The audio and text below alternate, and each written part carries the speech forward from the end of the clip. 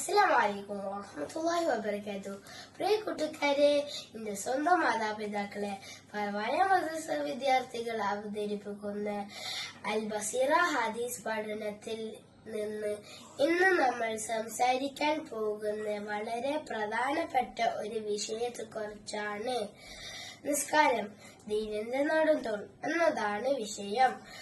ഒരു വീട്ടിന് നെടുംതൂൺ ഇല്ലെങ്കിൽ ആ വീട് നിലനിൽക്കുമോ? ഇല്ലാലോ. അതുപോലെ തന്നെയാണ് നമ്മുടെ ദീനും. അല്ലാഹു ഖുർആനിൽ പറഞ്ഞു, വഅഖീമുസ് സ്വലാത്ത വആത്തുസ് സകാത്ത. സൂറത്തുൽ ബഖറ. നിങ്ങൾ നമസ്കാരം സ്ഥാപിക്കൂ, സകാത്ത് കൊടുക്കൂ.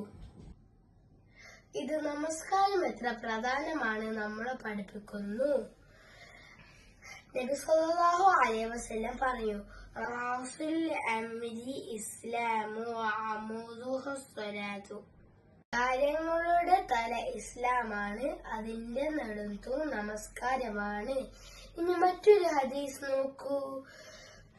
അൽ അഹ്ദുല്ലദീ ബൈനനാ വബൈനഹും സ്വലാത്തു ഫമൻ തറകഹാ ഫഖദ് കഫറ.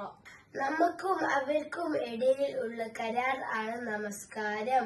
അത് ഉപേക്ഷിക്കുന്നവൻ വലിയ അപകടത്തിൽ ആകുന്നു.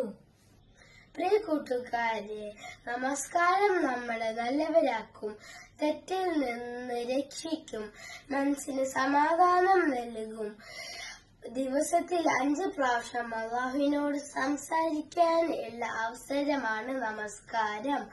അതുകൊണ്ട് നമുക്ക് സമയത്ത് നമസ്കാരം ചെയ്യാം, മാതാപിതാക്കളെ സന്തോഷിപ്പിക്കാം. ഏറ്റവും പ്രധാനമായി അല്ലാഹുവിന്റെ പ്രീതി നേടാം. അല്ലാഹു നമ്മളെ നമസ്കാരം കൃത്യമായി പാലിക്കുന്ന നല്ല കുട്ടികളാക്കട്ടെ. ആമീൻ.